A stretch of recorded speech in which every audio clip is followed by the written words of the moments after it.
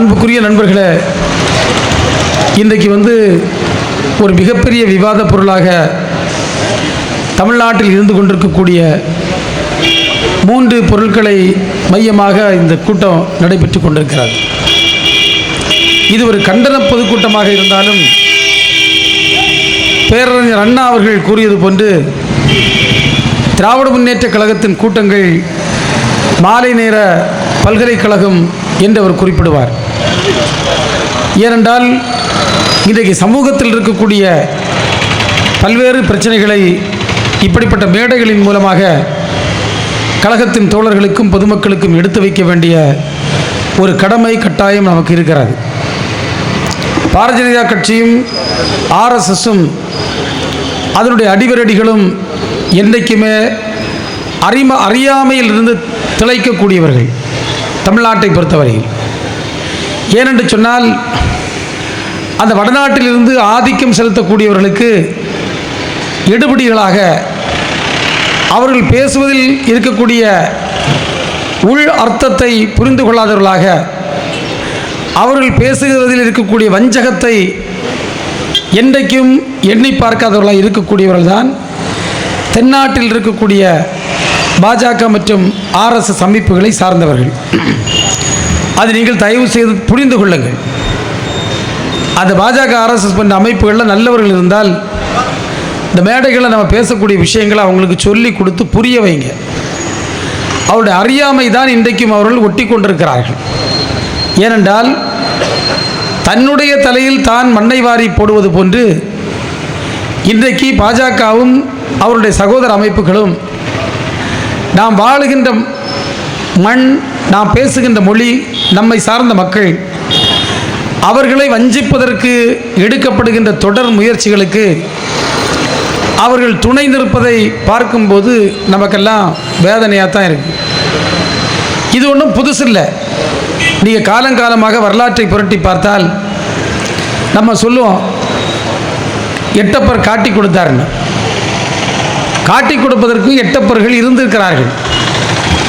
விபிலியத்தை படித்து பார்த்தால் இயேசு கிறிஸ்துவை காட்டி கொடுத்ததற்கு ஒரு யூதாஸ் காரியோத் இருந்தார். இதே போன்று ஒவ்வொரு போராட்ட வரலாறுகளையும் புரட்சி வரலாறுகளையும் பார்க்கும்போது காட்டி கொடுக்கக்கூடிய ஒரு கூட்டம் இருந்ததை நாம் புரிந்து கொள்ள வேண்டும். இன்றைக்கு தமிழ்நாட்டில் இருக்கக்கூடிய பாஜகவும் அதனுடைய சகோதர அமைப்புகளும் தங்கள் தலையில் தாங்கள் மண்டை வாரி போட்டு காட்டி கொடுக்கக்கூடிய வேலையைத்தான் செய்து கொண்டிருக்கிறார்கள். ஏன் நாம் அப்படி சொல்லுகிறோம்? இந்த மொழி பிரச்சனை இவ்வளவு விவாதிக்கப்பட வேண்டிய விஷயமே அல்ல. ஒவ்வொரு மனிதனும் அவன் தன்னுடைய தாயின் வயிற்றிலிருந்து பிறந்து அந்த தாய் என்ன மொழியை பேசுகின்றார்களோ அந்த மொழியை தானாகவே கற்றுக்கொண்டு, இந்த தாய்மொழி மட்டும் யாரும் கற்றுக் கொடுக்காண்டாம். எந்த பிள்ளைக்காவது யாராவது தாய்மொழி கற்றுக் கொடுக்கணும்னா கற்றுக் கொடுக்காண்டாம். அதனுடைய எழுத்து வடிவத்தை தான் கற்றுக் கொடுக்க வேண்டாம், பேச்சு வடிவம் கற்றுக் கொடுக்க வேண்டாம், அது தானாகவே பேசும். எனது தாய்மொழியை கற்றுக்கொள்வது எல்லோரும் கற்றுக்கொள்ளக்கூடிய ஒன்று தான். இந்த மொழியில் பார்த்தீங்கன்னா பல்லாயிரக்கணக்கான மொழிகள் இருக்குது. அதில் நிறைய மொழிகளுக்கு எழுத்து வடிவம் கிடையாது, நிறைய மொழிகளுக்கு இலக்கண இலக்கியங்கள் கிடையாது. அது பேச்சு மொழியாக மட்டும் இருக்கும், பேச்சு வழக்கில் இருக்கும். ஆனால் தமிழ் மொழி அப்படி அல்ல. இந்த உலகத்தில் இருக்கக்கூடிய தொன்மையான மொழி, முதல் மொழி தமிழ்நாட்டு, உலகத்தில் இருக்கக்கூடிய 6 செம்மொழிகளில் ஒரு மொழி என்று பல்வேறு சிறப்புகளை பெற்ற மொழி நம்முடைய மொழி. அதற்கான காரணங்கள் நிறைய. இந்த மொழிக்கான எழுத்து வடிவம், இந்த மொழியில் இருக்கக்கூடிய இலக்கண இலக்கியங்கள், இந்த மொழியினுடைய வளம், இந்த மொழியை பேசுகின்ற மக்களுடைய எண்ணிக்கை, இப்படி எதை எடுத்துக்கொண்டாலும் ஒரு மிக சிறப்பை பெற்றிருக்கக்கூடிய ஒரு மொழி நம்முடைய மொழி. தமிழ் மொழி தமிழ்நாட்டில் மட்டுமல்ல, இலங்கையில் ஆட்சி மொழியாக இருக்கிறது, சிங்கப்பூரில் இருக்குது, பல நாடுகளில் அது பேசும் மொழியாக இன்றைக்கு இருக்கக்கூடிய ஒரு சூழலில் இருக்கக்கூடிய ஒரு மொழி தமிழ் மொழி. எனவே தமிழ் மொழி இந்த உலகத்தில் இருக்கக்கூடிய எந்த மொழிக்கும் சளைத்த மொழி அல்ல. ஆனால் ஆரியத்திற்கும் தமிழ் மொழிக்கும் ஒரு நீண்ட பகை இருந்து வருகிறது. அதையும் நீங்கள் புரிந்து கொள்ள வேண்டும். இங்கே தான் ஆர்எஸ்எஸும் பாஜகவும் தமிழ் மொழியை அழிக்க வேண்டும் என்று கங்கணம் கட்டுவதற்கான காரணம் இருக்கிறது. அது என்ன பகை? இங்கு பேசிய என்னுடைய தம்பி செந்தில்குமார் அவர்கள் சொன்னார்கள், இந்தி மொழியாக இருக்கட்டும் அல்லது சமஸ்கிருதமாக இருக்கட்டும், அவை எப்படி வந்தது, எப்போது வந்தது? தமிழ் மொழி திராவிடர்கள் பேசிய மொழி, நம்முடைய தொன்மையான மொழி. திராவிட மொழி குடும்பம்னு ஒன்று இருக்குது. திராவிட மொழி குடும்பத்தின் மூலமொழி. எனக்கு மலையாளத்தை பார்த்துட்டிங்கன்னா அது எந்த மொழின்னா அது திராவிட மொழி குடும்பத்தை சார்ந்தது. கர்நாடகத்தில் பேசுகின்ற கர்நாடகம் என்ன மொழின்னா திராவிட மொழி குடும்பத்தை சார்ந்தது. ஆந்திராவில் இருக்கக்கூடிய தெலுங்கு என்ன என்றால் அது திராவிட மொழி குடும்பத்தை சார்ந்தது. திராவிட மொழி குடும்பம் என்பது ஒரு பெரிய நிறைய மொழிகளை கொண்ட ஒரு மொழி குடும்பம். அதனுடைய மூல மொழி தமிழ் மொழி. அது யாரும் இல்லைன்னு சொல்லக்கில்லை. எல்லோராலும் உலகத்தில் வாழக்கூடிய அத்தனை மொழியியலாளர்களாலும் வரலாற்று ஆய்வாளர்களாலும் ஏற்றுக்கொள்ளப்பட்ட உண்மை, தமிழ் மொழி திராவிட மொழி குடும்பத்தை சார்ந்தது. இந்தி மொழி எந்த மொழி குடும்பத்தை சார்ந்தது? எந்த மொழி குடும்பத்தையும் சார்ந்ததில்லை. அவர் சொன்ன மாதிரி அது இடையில வந்த ஒரு சாம்பார் மொழி. அதனுடைய உற்பத்தி மொழி என்று இன்றைக்கு ஆரியர்கள் தூக்கி பிடிக்கக்கூடிய சமஸ்கிருத மொழி என்பது அது இந்தோ அமெரிக்க மொழி குடும்பத்தை சார்ந்தது. அது நம்ம மொழியே இல்லை, இந்தியாவில் உள்ள மொழியே இல்லை. அது இன்றைக்கு ஆரியர்கள் இங்கு உள்ள வரும்போது கொண்டு வந்த மொழி. அந்த மொழிக்கு நமக்கும் என்ன பகை என்றால், எப்படி திராவிட கலாச்சாரத்திற்கும் ஆரிய கலாச்சாரத்திற்கும் இடையில் ஒரு மிகப்பெரிய மலைக்கும் மடுவுக்கும் இருக்கக்கூடிய வித்தியாசம் என்று சொல்லுவோமோ, அதே போன்று திராவிட மொழி இலக்கியங்களுக்கும் ஆரிய மொழி இலக்கியங்களுக்கும் இருக்கக்கூடிய ஒரு மிகப்பெரிய வேறுபாடு தான் இந்த பிரிவை ஏற்படுத்துகிறது. திராவிட மொழி சார்ந்த இலக்கியங்கள் தமிழ் சமூகம் எப்படி ஒற்றுமையாக, நல்லிணக்கமாக, சமத்துவமாக வாழ்ந்தது என்பதை குறிக்கக்கூடிய மொழிகள். இங்கு சாதிய ஏற்றத்தாழ்வுகளுக்கு இடமில்லை, உயர்ந்தவன் தாழ்ந்தவன் கோட்பாட்டிற்கு இடமில்லை. நம்முடைய தம்பி அழகாக கூறினார், எப்படி ஒரு இறைவனை பார்த்து ஒருவர் கேள்வி கேட்க முடிகிறது. அந்த உரிமையை தந்திருக்கக்கூடிய மொழி தமிழ் மொழி. நேர நீங்கள் அவங்களுடைய ஆரிய மொழியை எடுத்துக்கொள்ளுங்கள். அது என்ன சொல்லுது? புராணங்களை, இதிகாசங்களை சொல்லி மூட நம்பிக்கைகளை மக்கள் ஏற்றுக்கொள்ள வைக்கிறது. ராமாயணத்திற்கும் மகாபாரதத்திற்கும் திராவிடத்திற்கும் பகைக்கான காரணம் என்ன? நீங்கள் முதல்ல ஆரியர்கள் வருகை புரிந்த போது இங்கே ஒன்றும் ஜாதி இல்லை. அவங்க ரெண்டாம் வேத காலத்தில் பிற்பகுதியில் மனு தர்ம சாஸ்திரம் என்ற ஒன்றை மனு என்கின்றவர் எழுதுகிறார். அதில் தான் ஜாதியை கட்டமைக்கார். ஜாதியை கட்டமைத்து ஏற்றத்தாழ்வை உருவாக்கி ஜாதிக்கு ஒரு நீதி என்று ஒன்று கொண்டு வருகிறார். நீங்கள் திராவிட முன்னேற்ற கழகத்தின் நண்பர்களும் திராவிட முன்னேற்ற கழகத்தை விமர்சிக்கக்கூடியவர்களும் ஒரு உண்மையை நீங்கள் தயவு செய்து புரிந்து கொள்ளுங்கள். இந்த உலகத்தில் எந்த நாட்டிலேயும் ஒரு ஜாதிக்கு ஒரு நீதி என்று ஒரு நீதி கிடையாது. எல்லோருக்கும் ஒரே நீதி தான், எல்லோருக்கும் ஒரே சட்டம்தான். ஆனால் இந்தியாவில் மட்டும்தான் இந்த ஆரியர்கள் ஆரிய சனாதனத்தை நிறுவி சாதியை கட்டமைத்து இவருக்கு ஒரு நீதி அவருக்கு ஒரு நீதி என்று ஒரு நீதியை வைத்தார்கள். எங்கேயும் கிடையாது. உலகத்தில் எந்த நாட்டிலையும் போய் இந்த கோயிலுக்குள்ளே இன்னார் போக முடியாதுன்னு சொல்ல முடியாது. இந்த சாமிக்கு இவர் பூசை செய்யணும், வேற ஒரு சாலை செய்ய முடியாதுன்னு சொல்ல முடியாது. அது இங்கே மட்டும்தான் சொல்லுவோம். அப்போ அவர்கள் இப்படிப்பட்ட கட்டமைப்பை உருவாக்கி அந்த சாதியில் சொன்னால், துரோணாச்சாரியார் என்கின்ற மனிதர் வில்வித்தை கற்றுக் கொடுக்கார். அந்த வில்வித்தை கற்றுக் கொடுக்கத ஒருவன் அவன் ஏதோ அது தூரத்திலிருந்து பார்த்து கற்றுக்கொள்கிறான். அவன் கற்றுக்கிட்டு அவன் ஒரு வில்ல அம்பை துரோணாச்சாரியரும் அவருடைய சீடர்களும் பார்த்துறாங்க. பார்த்து கொண்டு எப்படி நீ இதை கற்றுக்கொண்டாய் என்று வியந்து கேட்கிறார்கள். அவன் சொல்லுகிறான், என்னுடைய குருவே நீங்கள் தான், நான் உனக்கு கற்றுத்தரவில்லை என்று கேட்கிறான். நீங்கள் கற்றுத்தரல, நீங்கள் கற்றுக் கொடுத்ததை நான் பார்த்து கொண்டிருந்தேன், அதை பார்த்து படித்தேன் என்று சொல்லுகிறான். அவனிடம் துரோணாச்சாரியார் குருதட்சணை கேட்குறான். அவன் பாவம், எதை கேட்டாலும் தாரேன்னு சொல்ல. அவனோட கட்டை விரலை வெட்டித்தான்னு கேட்குறாரு. கட்டை விரலை வெட்டி கொடுக்க. கட்டை விரலை வெட்டி கொடுத்த பிறகு வில்வித்தக்காரனுக்கு என்ன வேலை? அதுக்கப்புறம் வேலையே இல்லை. அவன் வில்ல பிடிக்கவும் முடியாது, அம்பை எய்யவும் முடியாது. அதை நியாயப்படுத்தி பள்ளிப்பாட புத்தகங்களில் நாம் படித்தோம்.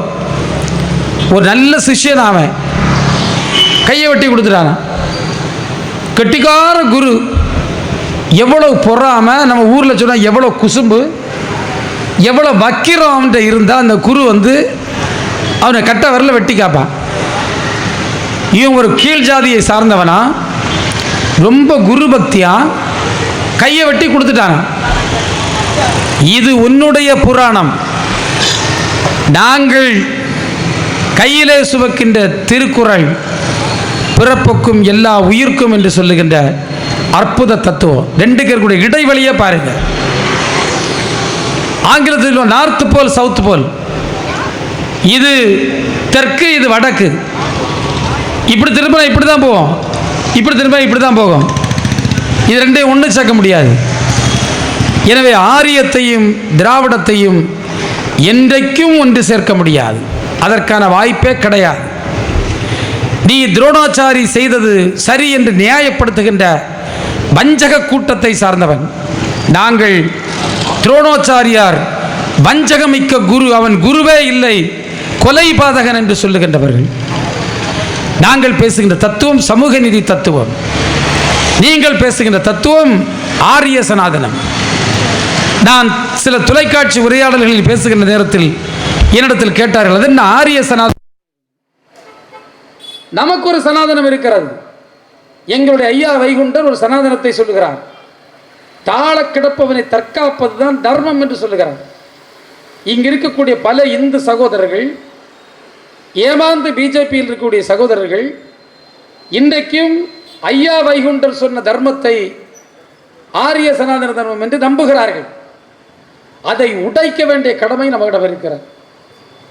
நம் சொல்லுகின்ற தர்மம், ஐயா வைகுண்டர் அவர்கள் சொன்ன தர்மம், நாராயணகுரு அவர்கள் சொன்ன தர்மம் என்பது தாழ கிடப்பவர்களை உயர்த்துகின்ற தர்மம். அவர்கள் சொல்லுகின்ற தர்மம் என்பது தாழ கிடப்பவனை அப்படியே சவுட்டி பிடிச்சிக்கா, மேலே எழும்பிடவே கூடாது, என்ன பொய் வேண்டாலும் சொல்லு, என்ன அடக்குமுறை வேண்டும் என்றாலும் செய், என்ன தந்திரத்தை வேண்டுமானால் கையாளு என்று சொல்லுகின்ற தர்மம் அவருடைய தர்மம். எனவே அதுக்கு இதுக்கும் பொருத்தமே இல்லை. எனவே தான் இவ்வளவு வளம் மிக்க, இவ்வளவு செழுமை மிக்க மொழியை அவர்கள் ஏற்றுக்கொள்வதற்கு தயாராக இல்லை. இந்த மொழியை அழிக்கிறோம், இந்த இனத்தை அழிச்சிடலாம், இல்லாட்டி சரண்டர் பண்ண வச்சிடலாம். இவன் சரணோகதி அடைஞ்சிருவான். நீங்கள் இந்திய வக்காலத்து வாங்கி பேசுகின்றவர்கள், இவன் யாருமே ஊரை விட்டு வெளியே போனவன் இல்லை. நான் பலற்றை கேட்டிருக்கேன். என்கிட்ட எதையும், நான் வட மாநிலங்களுக்கு அடிக்கடி போகக்கூடியவன் தான். என்கிட்ட கேட்பான், இந்திய நெய் தெரியாதான்னு. நான் நேர மாற்றி தமிழ் தெரியாதான்னு கேட்பேன்.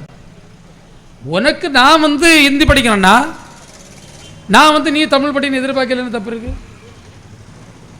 இதை ஏன் நம்ம முட்டாள்கள் புரியலன்னு தெரியல. அவர் நம்மளை பார்த்து நீ ஹிந்தி படித்தா டெல்லியில் பேசலாம். ஆமாம், டெல்லியில் உள்ள தமிழ் படித்தா நாங்கள் ஹிந்தி அங்கே வரைச்சி நீங்கள் பேசலாம்ல, என்ன பிரச்சனை உங்களுக்கு? மாறி மாறி படிங்களா? ஏதாவது ஒரு மாநிலத்தில் மூன்றாவது மொழியை தமிழ் மொழியாக கொண்டுறோன்னு சொன்னாங்களா? நீங்கள் யார்கிட்ட சொன்னார்கள்? வேலை வாய்ப்பு கிடச்சிருமா? எங்கள் புரோட்டா ஸ்டாலு, கோழிக்கடை, நம்ம ஊரில் இருக்கக்கூடிய மேஸ்திரிக்கு கையால் வேலை, எல்லாத்துக்கும் தான் இந்தி மக்கள் வருது. அப்போ அவங்களுக்கு இந்த வேலையே அங்கே கிடைக்கலன்னு அர்த்தம். அப்போ இதுக்கு கீழே ஏதாவது வேலை இருந்தால் உங்களுக்கு கிடைக்கும். இதுக்கு கீழே யாராவது போகிறேன்னா போங்க, கூடவே இந்தியும் படிச்சுட்டு போங்க. என்ன அழகாக ஆலோசனை சொல்ல. நான் கேட்குறேன், ஜப்பானிய மொழி படித்தா உடனே வேலைக்கு ஆள் இருக்குது, ஒயிட் காலர் ஜாப். நல்ல வேலை.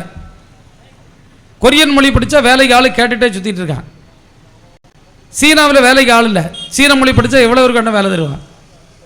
உண்மையிலே நீ ஒன்றிய அரசு இந்த மக்களுடைய வாழ்க்கையை உயர்த்துவதற்கு நான் வேலை கொடுக்க வேண்டும் என்று எண்ணி நீ சொன்னால் எல்லோரும் ஆங்கிலம் கற்றுக்கொள்ள வேண்டும் என்று சொல்ல வேண்டும். அதுக்கு அடுத்தபடியாக உலகத்தில் எந்த மொழியை படித்தா வேலை வாய்ப்பு கிடைக்கும்னு பார்த்து பிரெஞ்சு மொழி படிங்க, ஜப்பானிய மொழி படிங்க, கொரியன் மொழி படிங்க, படித்தாங்கெல்லாம் போய் வேலையில் சேருங்கன்னு சொன்னால் இந்த மோடி ஏதோ உண்மை பேசுகிறார், அமித்ஷா உண்மை பேசுகிறாருன்னு நினைக்கலாம். ஆனால் புரோட்டா கடை வேலை கூட கிடைக்காது, கோழிக்கூட்டில் வேலை செய்ய வேலை கூட கிடைக்காது. என்னோட வட இந்திய மொழியை படிக்க சொன்னால் தம்பி ஒன்றை மட்டும் புரிஞ்சுடுங்க, இங்குள்ள பிஜேபிக்காரனை நீங்கள் பஸ் ஏற்றி ட்ரெயின் ஏற்றி வட இந்தியாவுக்கு கூட்டிகிட்டு போங்க, ட்ரெயினில் வச்சு அவன் பாதி வழியில் இறங்கி திரும்ப வந்துடுவான். இப்படி ஒரு பிழைப்பே வேண்டான்னு நீங்கள் டிக்கெட் எடுத்து போனால் டிக்கெட்டே எடுக்காமல் ஏறி சீட்டில் நம்ம ஊரில் சொல்லியிருந்த குத்த வச்சுட்டு இருந்தான்னு அது மாதிரி ஏறி இருந்துடுவான். என்னடா நான் டிக்கெட் எடுத்து உட்காருன்னா அதெல்லாம் எனக்கு தெரியாது, இப்படி தான் நான் இருப்பேன்னு சொல்லுவான். டிடிஆர்ட்ட போய் கம்ப்ளைண்ட் பண்ண அவன் கம்ப்ளைண்ட்டை காதிலே வாங்க மாட்டான். அவர் சொன்னார், ஒரு சட்டமன்றத்தில் சபாநாயகர் ஒரு உத்தரவு பிறப்பிக்கார், சட்டமன்ற உறுப்பினர்கள் யாரும் பான் மசாலா சாப்பிட்டுட்டு சட்டமன்றத்தில் துப்பி வைக்கப்படாதான், காரி துப்பிடான்னு சொல்லணும். நம்ம ஒரு சட்டமன்றத்தில் இருக்கக்கூடிய ஒரு எம்எல்ஏக்கள் வெத்திலத்தினோட துப்பு இல்லாதடான்னு சட்டம் போடக்கூடிய அளவில் வச்சிருக்கக்கூடிய மாநிலத்தில் உள்ளவன் இவ்வளவு வெள்ளையும் போட்டுக்கிட்டு ஜம்முன்னு போய் சட்டமன்றத்தில் இருக்கக்கூடிய ஒரு சட்டசபை நடக்கக்கூடிய ஒரு தமிழ்நாட்டுக்கு ஆலோசனை சொல்ல வரேன்னா எவ்வளவு கேடு கட்ட நிலைமையில் அவன் இருந்துட்டு நம்மளை பார்த்துட்டு இருக்கான்னு பாருங்கள். என்ன ஏளன பார்வை இது. ஒன்றை மட்டும் புரிந்து கொள்ளுங்கள், இன்றைக்கு இந்தி பல மொழிகளை கொன்ற மொழி, இந்தி பல மொழிகளை தின்ற மொழி, எத்தனையோ மொழிகளோ இல்லாமல் ஆக்கிட்டு. என்கிட்ட ஒரு பெரியவர் சொன்னார், தம்பி முன்னால் டிவி பார்த்தோன்னா ஞாயிற்றுக்கிழமை மராத்தியில் படம் ஓடும், குஜராத்தியில் படம் ஓடும், கன்னடாவில் படம் ஓடும், இப்போ ஒன்றையும் காணல, வெறும் இந்தி படம் தான் இருக்குன்னு. நான் சொன்ன பெரியவரை அந்த படம் இல்லை ஓடல, அந்த மொழியே முடக்கிட்டான் இந்திய படிக்க வச்சுன்னு. ஏன்னா மொழி என்பது ஒரு மனிதனுடைய அடையாளம், அந்த அடையாளத்தை ஒழிப்பதற்கு இவர்கள் செய்யக்கூடிய ஒரு முயற்சி. என்னடா நாட்டில் என்னெல்லாம் பிரச்சனை இருக்குது, இந்த நாட்டில் என்னெல்லாமோ பிரச்சனை இருக்குது, அந்த பிரச்சனைகளை பற்றி பேச இவங்களுக்கு வேலை இல்லை, வேலை வாய்ப்பு இல்லாத பேச முடியலை, பெருகி வருகின்ற ஊழலை பற்றி பேச முடியல, அரசு நிர்வாகம் தவறாக பயன்படுத்தப்படுவதை பற்றி பேச முடியல. பல உலக நாடுகள் எங்கேயோ போயிட்டு இருக்கு தம்பி. நீங்கள் தயவு செய்து என்னோட அன்பா பழகுங்கள்ட்ட நான் ஒவ்வொருத்தரையும் வெளிநாடுகளுக்கு போயிட்டு சொல்லுவேன், அந்த நாடுகள் எங்கே போயிட்டு இருக்குன்னு. ஒவ்வொரு நாடு எங்கேயோ போயிட்டு இருக்கு. இந்தியாவில் இருந்து எத்தனையோ லட்சம் மாணவர்கள் உயர்கல்விக்கு வேண்டி வெளிநாடுகளுக்கு போகிறான். உலக அளவில் இருக்கக்கூடிய 500 பல்கலைக்கழகங்களில் 500ல் 1 கூட இந்தியாவிலேருந்து ஒரு பல்கலைக்கழகம் வரல.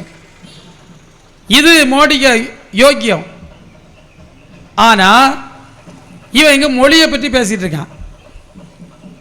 நண்பர்களை ஒன்றை புரிந்து கொள்ளுங்கள், பாரதிய ஜனதா கட்சியும் ஆர்எஸ்எஸும் நம்பி இருக்கக்கூடிய சித்தாந்தம் நாம் நம்பி இருக்கக்கூடிய சோசியலிச சித்தாந்தம் அல்ல. நாம் நம்பி இருக்கக்கூடிய சோசியலிச சித்தாந்தம் என்பது எல்லோருக்கும் எல்லாம் என்கின்ற அற்புத தத்துவத்தை தருகின்ற சித்தாந்தம். அவர்கள் நம்பி இருக்கக்கூடிய சித்தாந்தம் பாசிச சித்தாந்தம். அது ஒரு ஏற்றத்தாழ்வு சமூக அமைப்பு இருக்க வேண்டும் என்று எண்ணுகின்ற வாதிடுகின்ற ஒரு சித்தாந்தம். அப்படிப்பட்ட சித்தாந்தம் அவருடைய கையில் இருக்கின்ற காரணத்தினால்தான் அவர்கள் கல்வியை எல்லாருக்கும் கொடுக்கணும்னு அவங்க விரும்பல. எல்லோருக்கும் கல்வி வந்துவிட்டால் எல்லோருக்கும் எல்லாம் வந்துவிடும் என்பது அவர்களுக்கு தெரியும். நான் கூட்டத்துக்கு பிறகுதான் நிறைய தரவுகள் அவர் பேசியிருப்பார். நம்ப இருமொழி கொள்கை இருக்கக்கூடிய மாநிலங்கள் இருக்கக்கூடிய வளர்ச்சி மும்மொழி கொள்கை இருக்கக்கூடிய மாநிலத்தில் இருக்கா? எங்கேயாவது இருக்கா? இப்போ நீங்கள் இன்றைக்கி என்ன 2-3 தம்பி மாதிரி வேலை கேட்டு வந்தான், என்ஜினியர்ஸ். நான் அவன்கிட்ட சொன்னேன், தம்பி நீ என்ஜினியரிங் படிச்சிருக்க, உனக்கு நல்ல வேலை கிடைக்கணும்னா நீ 2 விஷயம் பண்ணு. ஒன்று, இன்றைக்கு இருக்கக்கூடிய டெக்னாலஜி உத்தேசமாக ஆர்டிஃபிஷியல் இன்டெலிஜென்ஸ், அதே போன்று கிளவுட் கம்ப்யூட்டிங், டேட்டா அனலிசிஸ், இதை மாதிரி ஏதாவது ஒரு டெக்னிக்கல் கோர்ஸ் படி. 1. 2, ஆங்கிலம் பேச கற்றுக்கொள், உனக்கு எங்கே போனாலும் வேலை கிடைக்கும்னு சொன்னேன். இது ஒரு அரசியல் தலைவராக, ஒரு மக்கள் பிரதிநிதியாக ஒருவன் மனசாட்சியோடு சொல்லக்கூடிய பதில். இதை அவன் செய்தான்னா அவனுக்கு வேலை கிடைக்கும், அவன் எங்கே போனாலும் பிழைப்பான். அவன்கிட்ட போய் மதத்தையும் ஜாதியையும் வெறுப்பையும் மொழியையும் அந்த மொழி இந்த மொழின்னு பேசிட்டு இருந்து என்ன பிரயோஜனம்? எது யதார்த்தமோ அதை சொல்ல வேண்டும். இந்த மோடி சர்க்காருக்கு உண்மையிலேயே இவ்வளவு வாய்களையே பேசுகிறார்களே. இப்போ சொல்ல நாங்கள் மும்மொழின்னு தான் சொல்லியோம், நாங்கள் இந்தி மொழின்னு சொல்லலை, மும்மொழின்னு தான் சொல்ல. அப்போ ஒரு காரியம் செய்ப்பா, முதல்ல தமிழ்நாட்டில் இருக்கக்கூடிய உங்கள் கேந்திரிய வித்தியாலயா தமிழ் மொழியை கொண்டு வருங்க. அதுக்கு தமிழாசிரியர் போடலையா, தமிழ் கற்றுக் கொடுக்கலையா, எதுவும் பண்ணலையா. இதெல்லாம் எவ்வளவு மோசடி, எவ்வளவு ஏமாற்று என்பதை தயவு செய்து புரிந்து கொள்ளுங்கள். எனவே மொழி என்பது நம்முடைய அடையாளம். மொழியை விட்டுக் கொடுப்பது என்ற பேச்சுக்கு இடமே இல்லை. எந்த சூழ்நிலையிலும் தமிழ் மொழி இன்னொரு மொழியால் காவு கொள்ளப்படுவதை தமிழர்கள் ஏற்றுக்கொள்ள மாட்டார்கள், நாம் ஏற்றுக்கொள்ள மாட்டோம் என்பதை ஒரு சவாலாக ஒன்றிய அரசுக்கு நாம் தெரிவிக்க கடமைப்பட்டிருக்கின்றோம். நண்பர்களே, இன்றைக்கு நாட்டில் வெறுப்பு, ஒற்றுமையாக மக்கள் வாழுகிறார்கள். எந்த ஒரு சமயத்தை எடுத்துக்கொண்டாலும், அது கிறிஸ்தவமாக இருக்கட்டும், இஸ்லாமாக இருக்கட்டும், இந்துவாக இருக்கட்டும், எந்த மொழியாவது வெறுப்பு பேச்ச வளர்ப்பதை ஏற்றுக்கொள்ளுமா? நல்லதை பேசுங்க, நல்லதை சிந்திங்க, உங்கள் வாயின் வார்த்தைகள் கவனமாக இருக்கட்டும், தெளிவாக இருக்கட்டும், இன்னொருவரை காயப்படுத்துகின்ற விதத்தில் இருக்கக்கூடாது என்றுதான் அனைத்து சமயங்களும் சொல்லுகிறது. ஆனால் அதை விட்டுக்கிட்டு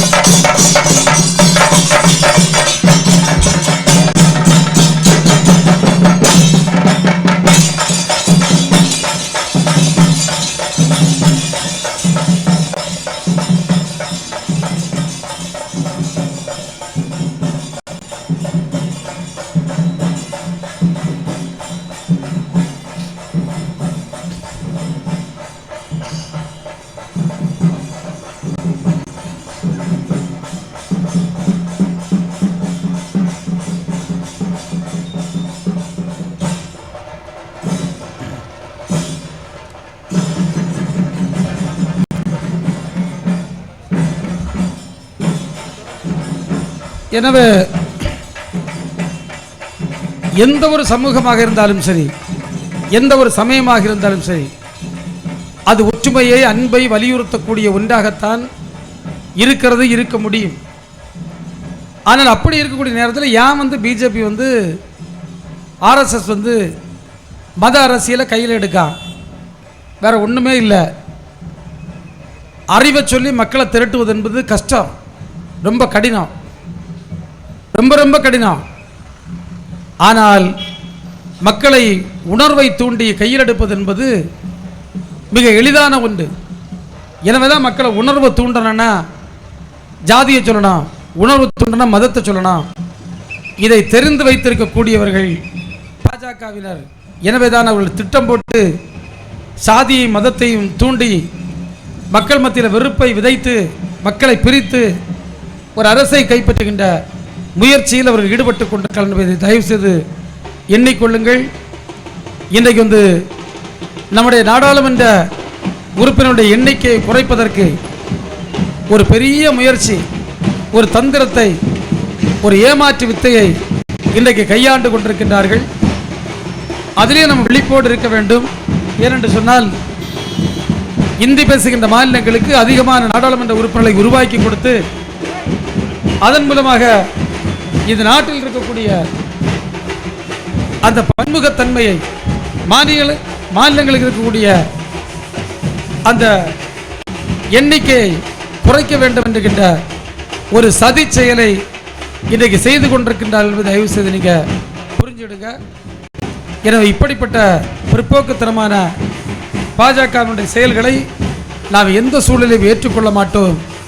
இன்றைக்கு திராவிட முன்னேற்ற கழகத்தை பொறுத்தவரையில் தந்தை பெரியார் தொடங்கி இன்றைக்கு தலைவர் தளபதி அவர்கள் வரையில் எந்த சமரசமும் பண்ணாமல் எவ்வளவு ஏளனங்கள், எவ்வளவு எதிர்ப்புகள் நமக்கு வந்தாலும் அவற்றையெல்லாம் புறந்தள்ளிவிட்டு சமூக நீதி என்ற கோட்பாட்டை, சமத்துவம் என்ற கோட்பாட்டை, மதசார்பின்மை என்ற கோட்பாட்டை தூக்கி பிடிக்கின்ற ஒரு அற்புதமான இயக்கமாக இன்றைக்கும் பரிணமித்துக் கொண்டிருக்கக்கூடிய இந்த இயக்கம்தான் என்றைக்கும் தமிழ் மக்களின் நலனை பாதுகாக்கும் என்ற உறுதியை கூறி என்னுடைய வணக்கத்தை தெரிவித்து விடைபெறுகின்றேன். நன்றி, வணக்கம்.